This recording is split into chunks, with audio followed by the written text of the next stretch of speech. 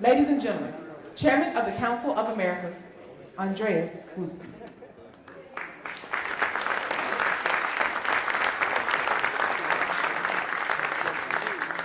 Hello again, and good afternoon, everyone.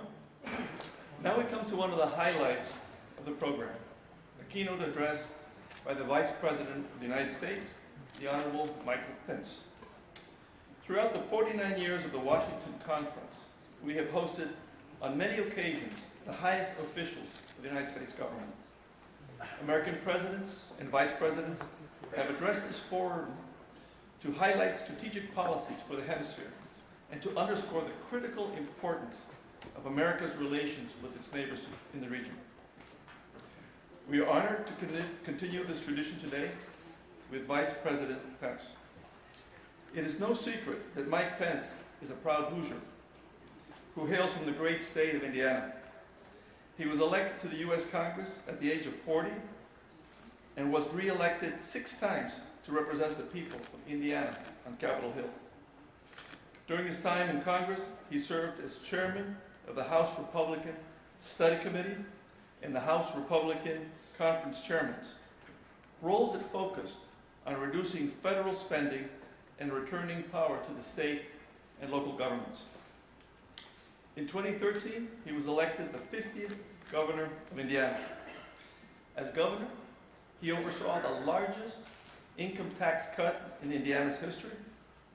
During his 4 years in office, the state's unemployment rate fell by half.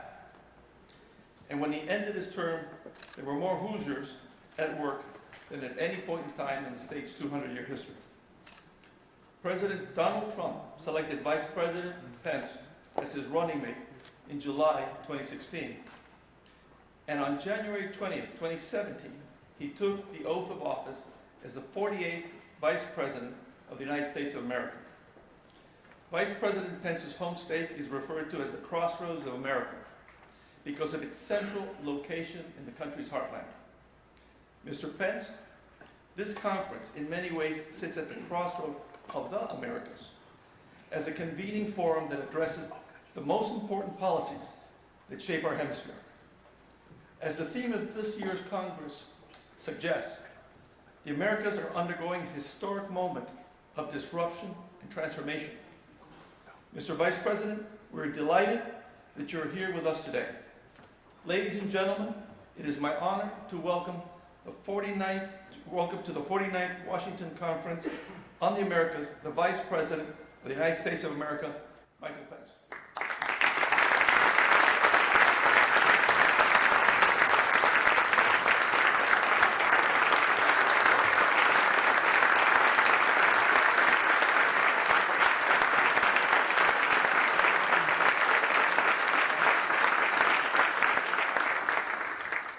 Thank you all. Thank you very much. Thank you, Chairman Gluski. Thank you for that wonderful introduction to President-elect Kelly, Vice President Ramirez, all the leaders in public and in business life gathered here today.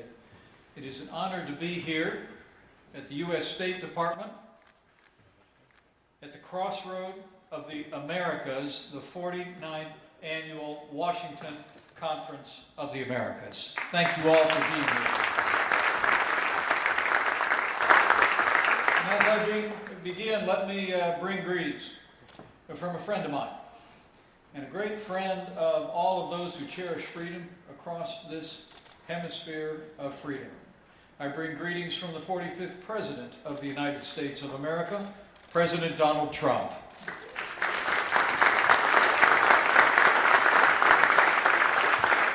Before I begin, let me reflect on some welcome news. Last fall, we made clear to Aung San Suu Kyi of Burma that the arrest and jailing of 2 journalists was deeply troubling to millions of Americans, and we urged their release. Today, the world learned those 2 Reuters journalists were released after spending more than 500 days in prison where they'd been jailed simply for doing their job, reporting atrocities committed against the Rohingya people. In America and across this hemisphere, we believe in democratic ideals, including the freedom of expression and the freedom of the press, and we welcome the release of these 2 journalists. and we hope their release signals a positive and permanent respect for a free and independent press. But what brings us here today is to discuss the theme of this conference, which is disruption and transformation in the Americas. And it is unquestionable that over the last 2 years, there has been profound transformation across Latin America. Since the earliest days of this administration, President Trump has worked with our partners in the region to build a safer, stronger, and more prosperous Western Hemisphere. And the results speak for themselves. Under the BUILD Act, we've pledged up to $60 billion in development financing to help our partners build infrastructure they need to grow. We've expanded access to affordable American-made energy through our America's Crease initiative. We've promoted free, fair, and reciprocal trade, forging a new trade deal like the United States-Mexico-Canada agreement. We've also strengthened our security ties. And under the President's leadership, the United States has conducted joint law enforcement actions across this hemisphere and reinvigorated the fight against illegal drugs by helping bring thousands of charges against dangerous gang members and money launderers. And it's also been my honor to travel to Latin America 5 different times in our first 2.5 years. I've witnessed this transformation firsthand, and we've worked to strengthen the ties that bind freedom-loving nations and peoples all across this hemisphere of freedom. In Ecuador, I saw President Moreno support press freedom and renew the fight in his country against illegal drugs and corruption. In Argentina, President Macri and I eliminated long-standing trade barriers between our 2 countries for pork producers. In Brazil, we laid the groundwork for greater cooperation in space. And in Lima, Peru, I was honored to represent the United States at a historic conference where 35 nations pledged to fight against corruption in their governments and renew our commitment to freedom. Since my very first visit to Latin America 2 years ago, the people of the Western Hemisphere have voted in election after election for prosperity, for security, for transparency, and the rule of law in their governments. And the United States has stood with them every step of the way. And America will always stand with our neighbors when they stand for freedom.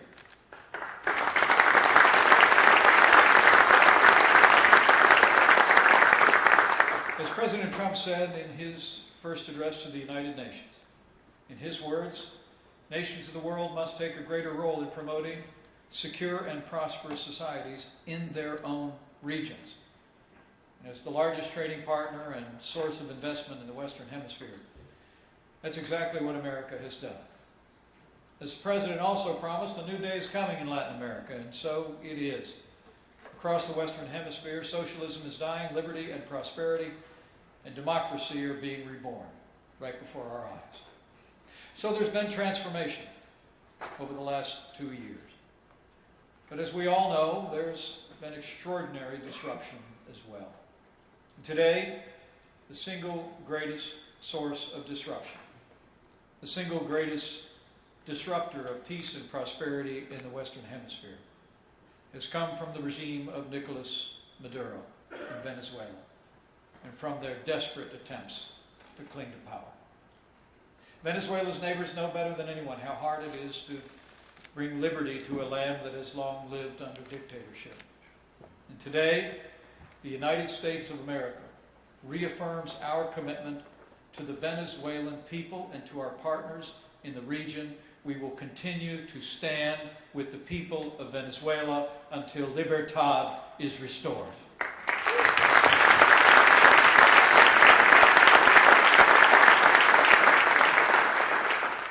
And recent scenes out of Caracas have been heartbreaking and deeply troubling. It's extraordinary to think of it. Last week, the world saw armored vehicles run over unarmed citizens. Military forces firing tear gas at churchgoers and hundreds of people, including children, be thrown into jail because they dared to protest the man who oppresses them. The struggle in Venezuela is a struggle between dictatorship and democracy. Nicolas Maduro is a dictator with no legitimate claim to power, and Nicolas Maduro must go. For 6 long years, the people of Venezuela have suffered under the heavy hand of oppression. The Maduro regime's socialist policies have shrunk their economy by nearly half. It is remarkable to think that in what was once one of the wealthiest countries in our hemisphere, that 9 out of 10 people live in poverty. The average Venezuelan has lost more than 20 pounds through deprivation and malnutrition. Thousands of Venezuelan children are starving at this very hour. And infants in hospitals across Venezuela are dying for lack of basic medical care. It's extraordinary to hear of it. As my wife and I traveled through the region on several occasions and met with refugees from Venezuela, to hear the story just broke your heart.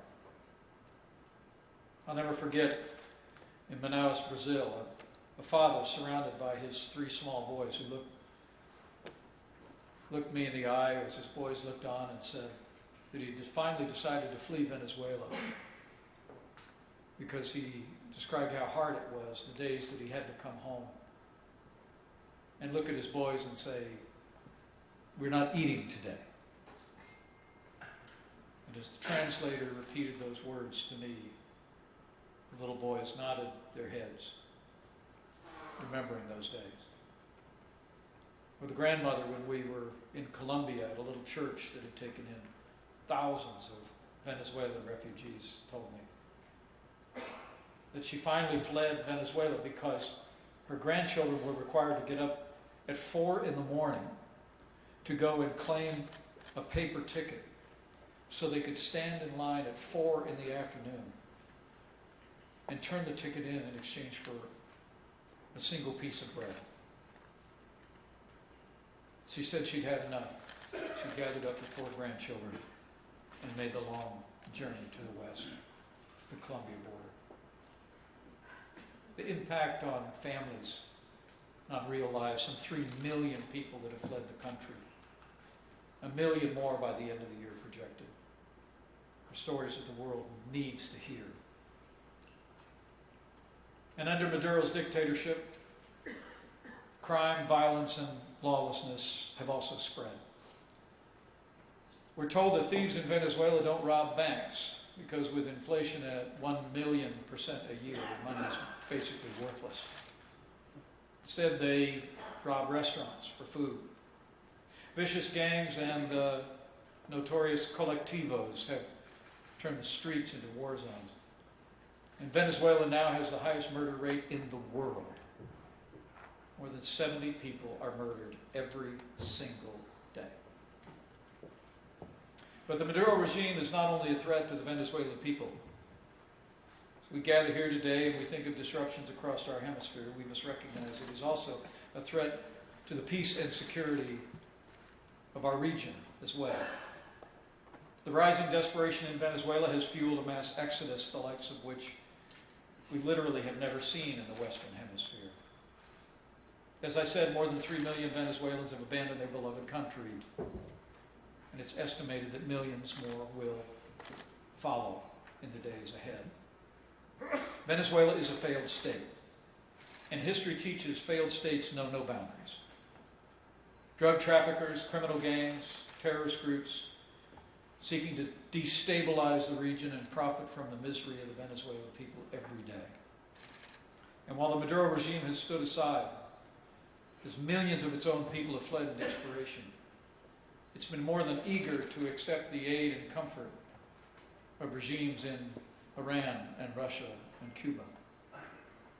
The Iranian regime has been working with Venezuela's corrupt dictatorship to establish a safe haven for its terrorist proxies, and continues to do so as we gather here.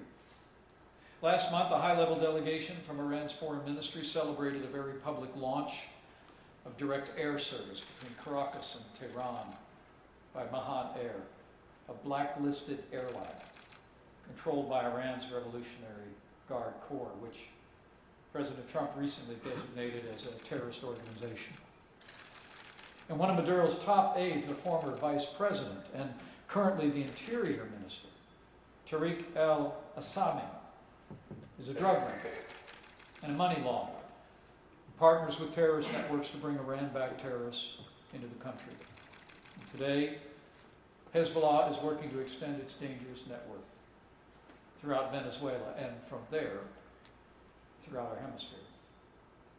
And while Iranian terrorists build safe havens, despite their denials, it's clear that Russia also seeks a foothold in this hemisphere in Venezuela. Moscow is the Maduro regime's biggest weapons supplier. In exchange for bartered Venezuelan oil, Russia provides military jet fighters and acts as a lender of last resort. Last month, Russia sent 2 military transport planes to Caracas in a show of support for the embattled regime.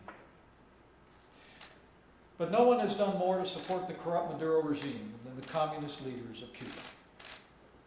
For nearly 2 decades, the Havana regime has sent thousands of Cuban teachers, engineers to Venezuela to prop up the failing regime. Cuban agents control the levers of power in many government agencies, especially the military and intelligence services. As we saw last week, key decisions about Venezuela's future are as much made in Havana as they are in Caracas. Venezuela isn't merely a Cuban client. The people of Venezuela are essentially Cuba's hostage. Cuba has robbed Venezuela of more than her freedom. She's stripped her of her wealth. Some estimates claim Cuba has extracted more than $35 billion in Venezuelan oil since 2005. In short, the struggling people of Venezuela aren't just the victims of one dictatorship. The people of Venezuela are the victims of 2 dictatorships. So this is the company that Nicolas Maduro keeps. The Americas will never fully realize our potential as a hemisphere of freedom until Venezuela is able to cast off Cuba's control and once again take its rightful place as a free and independent nation.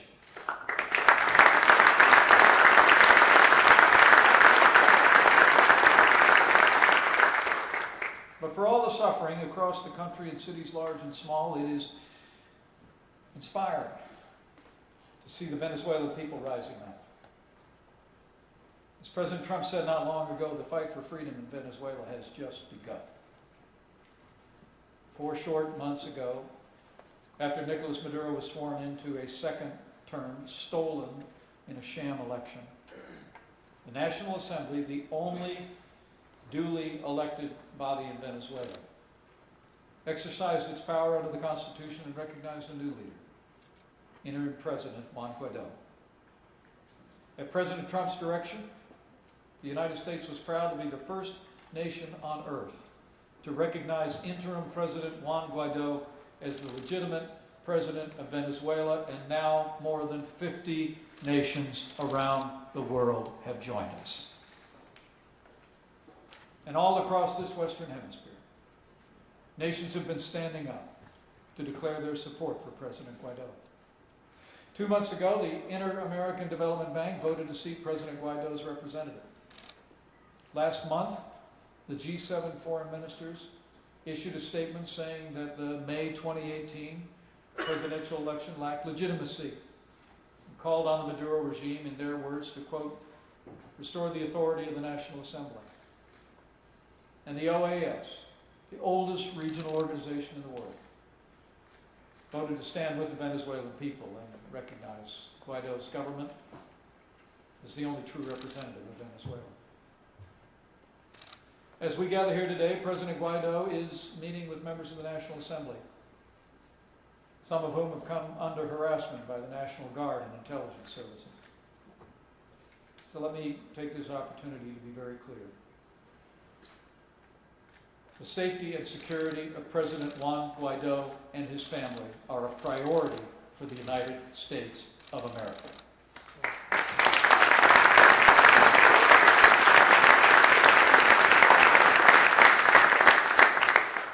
The United States has been tough, stood strong for freedom in Venezuela. As the President said, we can be a lot tougher. Under the Maduro regime, in particular,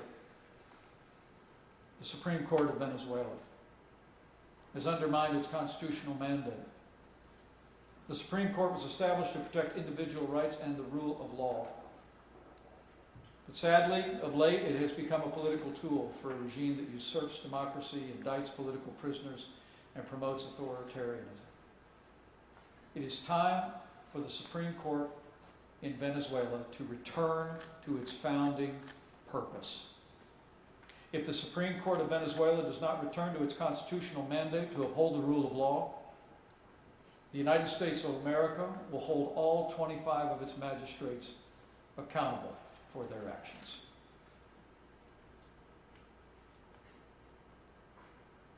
So I came today to be very clear. The United States of America will continue to exert all diplomatic and economic pressure to bring about a peaceful transition of democracy in Venezuela. But to those who continue to oppress the good people of Venezuela, know this: all options are on the table. Nations across the world have spoken with a clear voice. The time has come for freedom-loving nations also to begin to prepare. Prepare for a brighter future for the people of Venezuela after Maduro is gone. Under President Trump's leadership, I'm proud to say the United States has been standing with the people of Venezuela. We've been committed to helping families and communities that have been devastated by the dictatorship and oppression of the Maduro regime. We positioned more than 500 metric tons of food and humanitarian supplies on the Venezuelan border, ready for immediate distribution. The American people have provided nearly $260 million in aid to support displaced Venezuelans and the host nations that support them so generously. And today, I'm announcing that at President Trump's direction, the United States Navy will deploy the USNS Comfort to the Caribbean, Central America, and South America this June.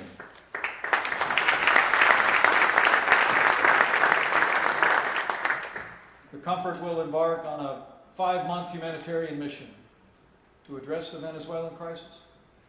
The United States military and medical personnel working alongside their counterparts across the region will be there to provide medical assistance to communities in need and help relieve countries overwhelmed by the influx of the suffering people of Venezuela. And while the United States has sanctioned more than 150 government officials and state-owned businesses loyal to the dictator, America has also made it clear that these sanctions need not be permanent.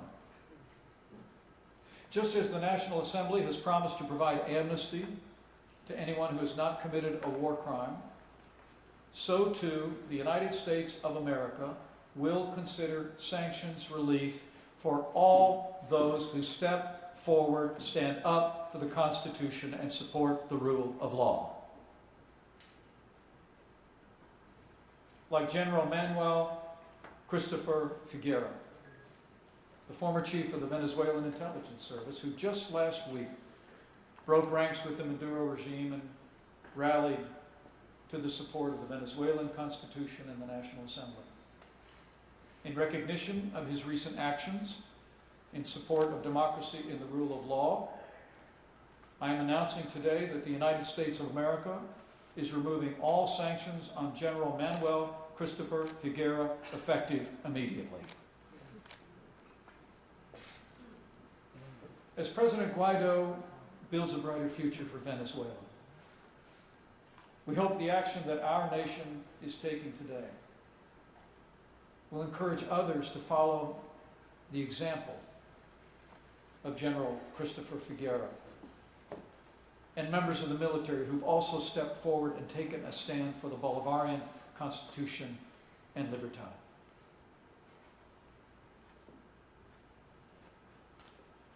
We believe that Venezuela will one day again be free, that democracy will be restored.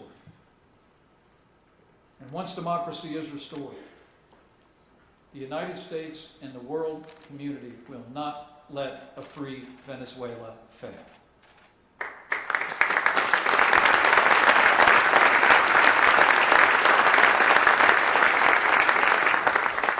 We will help the fledgling Venezuelan democracy regain its footing. We'll build a brighter future after Maduro is gone, creating jobs, fighting poverty, and expanding opportunity. We're already hard at work. Freedom-loving countries of the Lima Group and the G7 are helping to build support for Venezuela at institutions like the IMF, the World Bank, the Inter-American Development Bank. Together, we will get aid to Venezuelan families, rekindle access to trade finance, so that Venezuelans can get goods back on the shelves, extend lines of credit for new businesses, and help the Venezuelan government meet its basic needs. Once Venezuela's democracy is restored, Venezuela's future will be bright. And let me be clear, there can be no bystanders in the cause of freedom in Venezuela, across this hemisphere, or across the world. And the United States today, again, calls on all nations of the Western Hemisphere to stand with the Venezuelan people as they rise up to restore freedom, democracy, and libertad to their nation.